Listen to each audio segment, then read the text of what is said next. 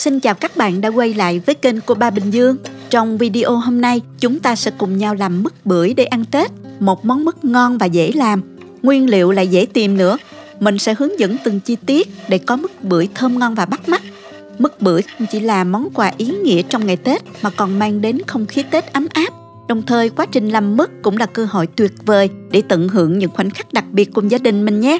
Chúng ta có thể xem những thành phần nguyên liệu chi tiết, hình ảnh nguyên liệu cụ thể để thực hiện món này ở cuối video, hoặc tham khảo những dụng cụ nhà bếp mình hay sử dụng bên dưới phần mô tả của video. Để làm mứt bưởi ngon thì các bạn nên chọn trái bưởi già nè, đủ độ chín, tươi nữa nha.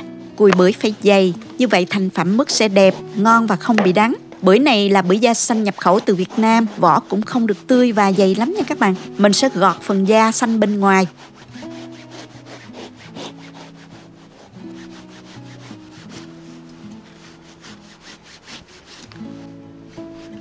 Tiếp theo thì mình cắt khứa xung quanh để lột phần cùi bưởi ra cho dễ nè.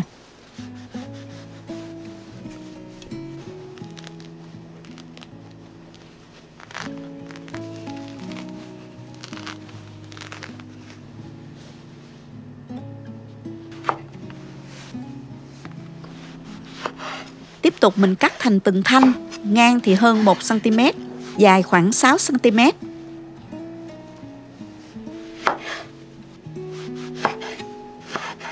Mình cắt bỏ phần ruột mềm bên trong nhé, để thanh mứt được chắc và vuông vức đó. Một trái bưởi thì mình cắt được bao nhiêu đây cùi bưởi nè các bạn. Bây giờ mình cho cùi bưởi vào thau. Cho vào một muỗng canh vuông muối.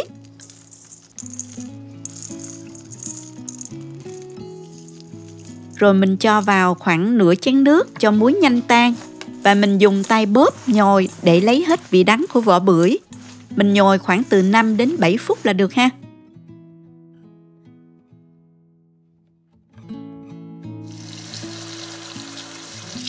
Sau đó mình đi xả nước vào và mình cũng tiếp tục bóp nhồi cho vỏ bưởi nhả mặn ra nha. Mình làm như vậy khoảng 5 đến 6 lần nước.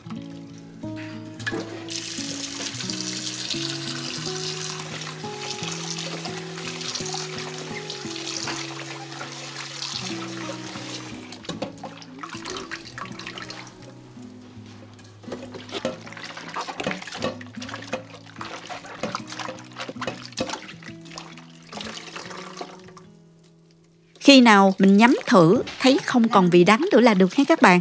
Rồi bây giờ mình thêm một công đoạn nữa là luộc vỏ bưởi. Mình cho nước vào nồi nè. Khi nước sôi lên thì các bạn cho vỏ bưởi vào và mình luộc trong 5 phút.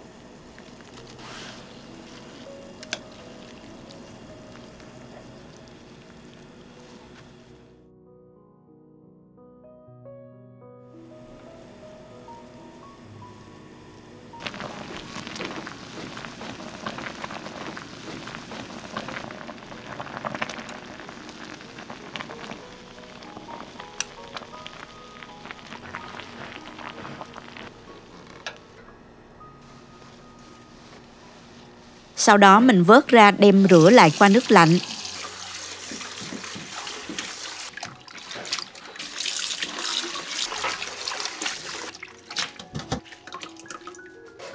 Rồi mình vắt sơ, chừa lại khoảng 60% nước, không vắt ráo nha các bạn. Bây giờ mình mới cân vỏ bưởi lên để tính được lượng đường ướp vào nha các bạn. Mình cân vỏ bưởi này là được 250g cùi bưởi nè. Bây giờ mình cho vào đây 300g đường trắng, rắc đều vào nha.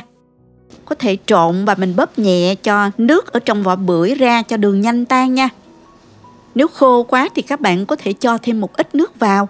Điều này không làm ảnh hưởng gì đến mứt đâu nha các bạn. Xong rồi mình để ở đây từ 4 đến 5 tiếng hoặc là ướp qua đêm cũng được. Khi nào thấy đường tan hết là được nha. Vỏ bưởi này mình đã ướp được 4 tiếng rồi nè. Bây giờ mình đem sên mứt thôi các bạn. Sên mứt thì các bạn nên chọn chảo dày một chút để nhiệt tỏa đều, không quá nóng, sẽ dễ sên mứt hơn nha các bạn.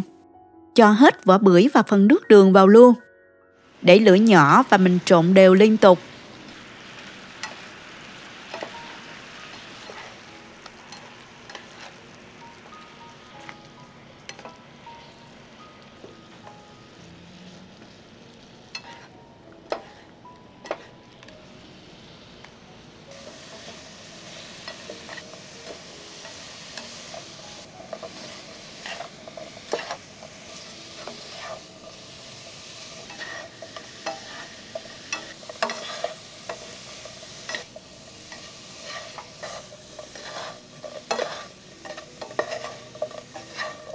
Sên đến khi nào nước đường cạn hết thì mình vẫn tiếp tục đảo liên tục.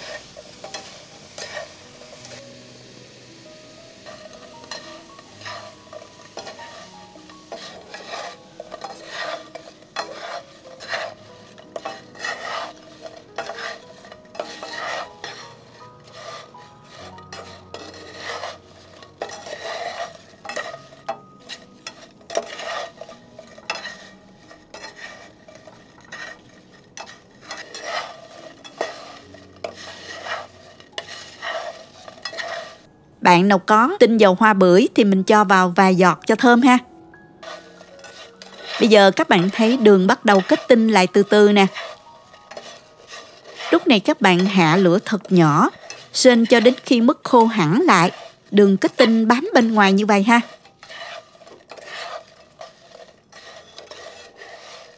Rồi bây giờ mình tắt bếp và vẫn tiếp tục đảo đều thêm 5 phút nữa. Sau đó thì mình cho mứt ra. Mình cứ để bên ngoài hong gió cho mứt khô hẳn nha các bạn. Thời gian sên thì từ khoảng 30 đến 40 phút nha các bạn. Sau 2 đến 3 ngày mình mới bảo quản tủ lạnh nha.